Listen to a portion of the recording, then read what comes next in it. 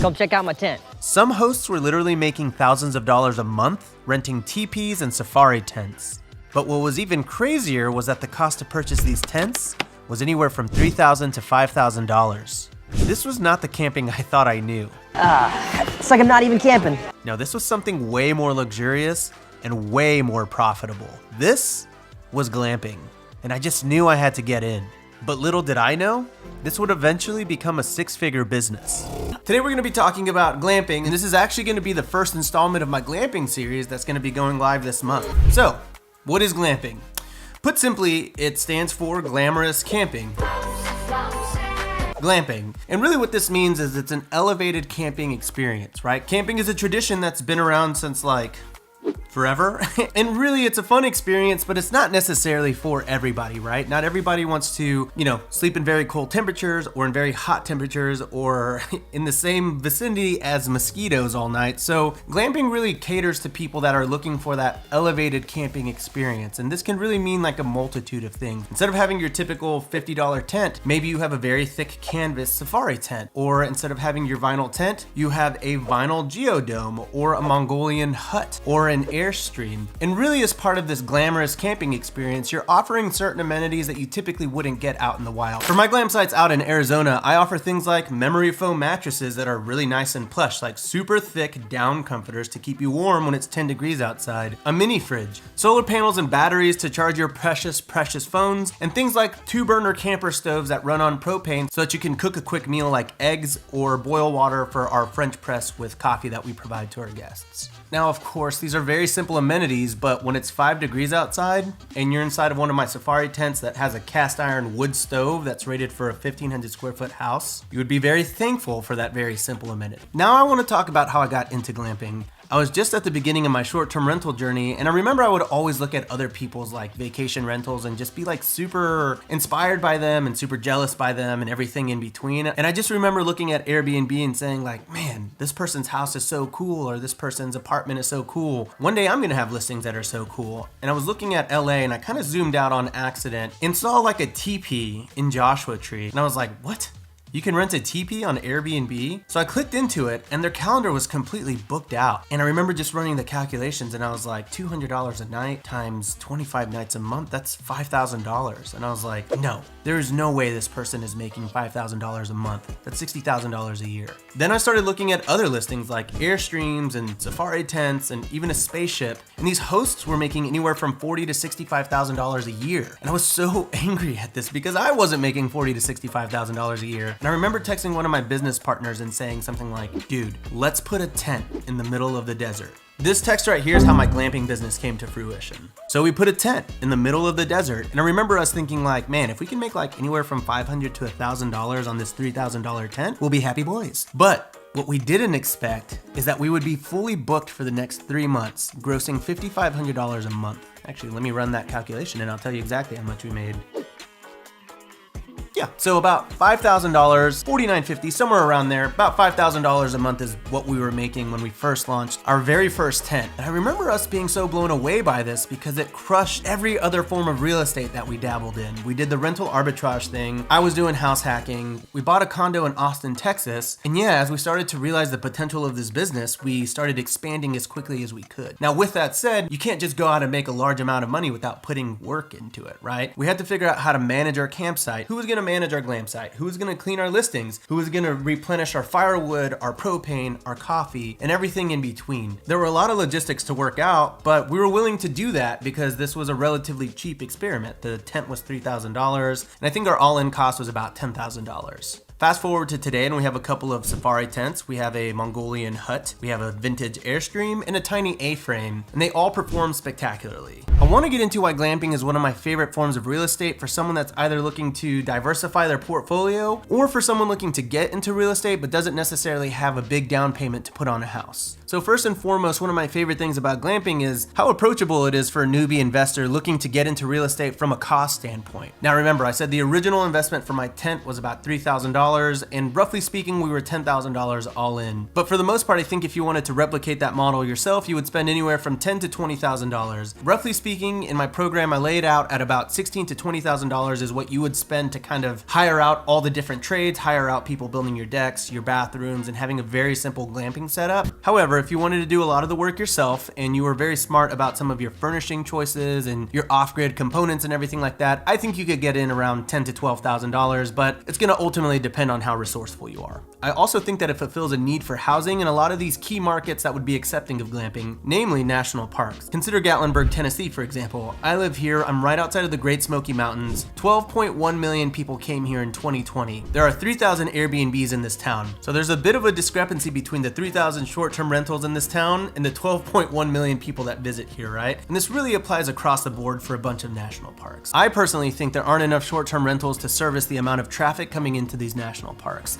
And when you really examine the options in these towns, you come across, not a real word, across. Gosh, I hate when people say across. Anyway, you'll come across poorly furnished Airbnbs with photos that were taken on potato phones. You'll come across Super 8s, creaky old haunted hotels, and Motel 6s. So I think there's a huge opportunity to come in and offer a unique experience with premium furnishings and professional photography and capture a large part of that tourism market. And in general, I think that a lot of people are looking to escape from big cities and go seclude themselves, I don't know if these were necessary, and have a unique experience where they can kind of socially distance on their own. Now, I'm never gonna sit here and say that the glamping business is pandemic proof, because it's not, but I think it's a little resistant. I mean, a lot of hosts were losing their leases or going bankrupt or losing their houses during the pandemic because they weren't getting visitors that were going to visit them in downtown LA or New York or Houston or Chicago or Pittsburgh or Missoula. Actually, maybe, I don't know. Or Las Vegas. But on the flip side of that, people who were offering unique experiences outside of the city came out the other end okay. Weirdly enough, we weren't expecting this, but my glamping business actually posted its most successful months in September and October of 2020. And lastly, what I think I like the most about the glamping business is that it caters to all audiences. There are a lot of people that are adventurous and love camping and they love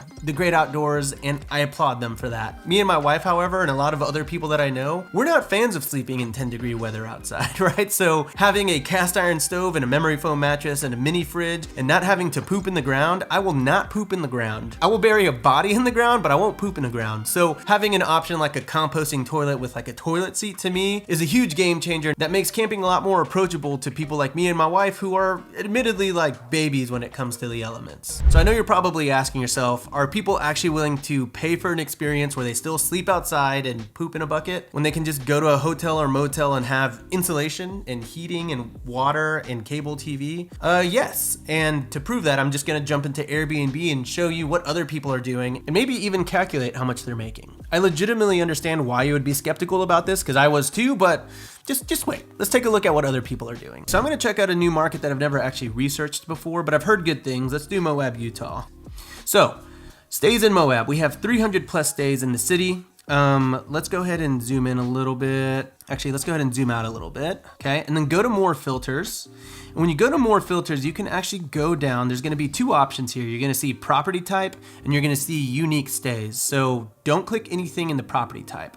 I wanna go to unique stays. So if you see anything here, if you see campsite, hut, tiny house, yurt, teepee, tent, farm stay, and camper RV, if you have the option to click on something, that means that at least one of these things exists in Moab. So why don't we go with hut, tiny house, yurt, teepee, tent, camper RV. Cool. 46 stays in Moab. So I'm gonna go with the Red Rock Teardrop number 6 with rooftop tent. Cool. Let's do that. Fun Stays glamping setup tent in RV park. Cool. TP. Awesome. All right, let's start our search there. So let's start with this one. They've got a glamping TP inside of an RV park. Okay, they've got a 4.86 rating, 116 reviews, meaning they're pretty established. So going down to their calendar, if we go down to March here, they are fully booked for March, for the rest of March. That means that today is the 14th. That is 17 days. So assuming that they actually book for 109 a night, let me just check here real fast. Looks like they charge $130. Wow, May, $130. Okay, so it looks like they actually charge closer to $130 a night. So 130 times the rest of March, which is gonna be 17 nights. So far, for the rest of March, they've booked 2210. Now, if you look here on Airbnb, it says this is a rare find. Fun stays place on Airbnb is usually fully booked. That's typically indicative that this place is typically running anywhere from a 90 to 100% occupancy. So if that is true, and they booked all of March, 130 times 31 nights, for March, they booked $4,000, $4,030. And I'd like to say that's crazy, but it pretty much confirms what I'm making. So now let's comp out what they're making in April. So far, they still have 2 weeks to book the remainder of April. So counting this out here, 3 plus 7, 8, 9, 10, 11, 12, 13, 14, 15. So far in April, they have booked 15 times $130 a night, $19.50. In May, they've already booked 1, 2, 3, 4, 5, 6, 7, 8, 9, 10, 11, 12. So far for May, they have booked $1,500, and we haven't even gotten to May yet. All to say that I predict this listing is making anywhere from about $40,000 to $55,000 depending on seasonality out in Moab. Let's go to my backyard here and do Joshua Tree. Now, I wouldn't necessarily recommend Joshua Tree, and just full disclosure, I'm not even doing glamping in Joshua Tree because it's very, very difficult to actually permit these things, but I'll kind of show you what's possible out there. So, the Aquarius, cool. Let's take a look at that. The Aquarius tent, $101 a night. Pretty nice, and why not? Let's do this Airstream. So the Aquarius, going down here, they've got 129 reviews, 4.92, so pretty decently established. Very nice setup, solar, all the shebang, boho chic. They got a telescope, they got string lights. Really like what they've done. Would love to see professional photos, but overall pretty good.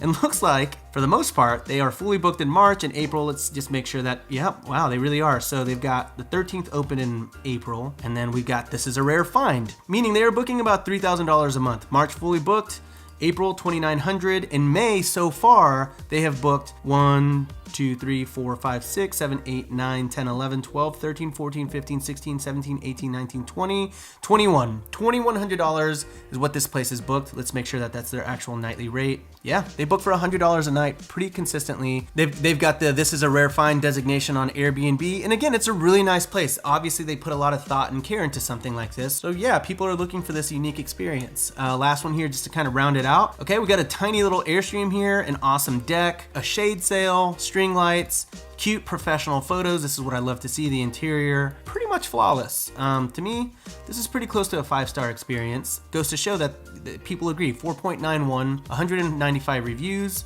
They are booking for $180 a night. Nothing available in March, nothing available in April. Their first available day is March 30th through the 1st, and they're pretty much booked out from that point. Now, you want to verify if they actually are booked out by looking at the reviews. So we've got February 2021, January 2021. So that means that they are actually operating right now. So let's just say that they are pulling a perfect month on $181 a night. 181 times 30, $5,400 is what they would pull. Now let's say that they're doing 80% occupancy throughout the year. So that's 292 nights a year times $181, $52,000.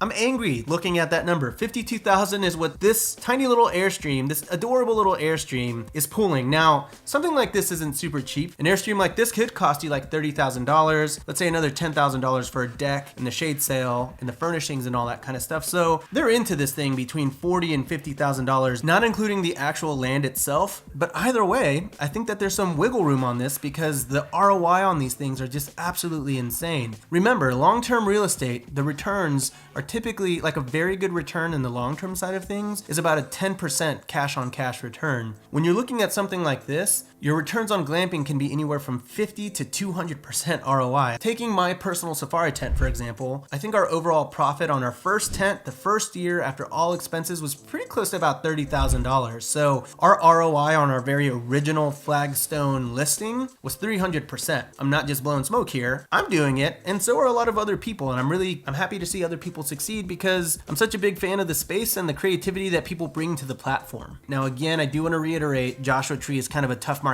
to do this in, but I promise you there are hundreds, if not thousands of places across the entire country that you can start your own glamping business and go and price out roughly what it would cost you to put a glamping tent or an Airstream or a yurt or a geodome and just run the numbers yourself. In my opinion, if you have a pretty decent setup, you can charge at least $100 a night. So running at an 80% occupancy like a lot of other hosts do, that would put you at least at around $30,000 a year that you could gross on a property. And lastly, I didn't want to just show you a bunch of listings without showing you one of mine, so I'm going to show you the very first bell tent that I ever put up in my glamping operation. We call it the Lotus Bell. And if you scroll down here to our calendar, you'll see that our March, there's not a single date there. Now remember, we're about midway through the month now, so you can't actually see into the past, but if you look into April, we only have 2 days available, and if you click on the 14th and 15th, then you'll see we have that designation, this is a rare find. And as you can see, we do run at a pretty high occupancy, especially from March all the way through about mid-November. It's a very good season for us right now. But don't just take my word for it. Go onto Airbnb and go to the city that you're in and go to the closest national park or state park or national forest that's closest to you right now, and go and look at the unique stays that are close to you and count up all the gray dates on their calendar and multiply it by their average daily rate and estimate how much they're making. And I think you're going to be surprised.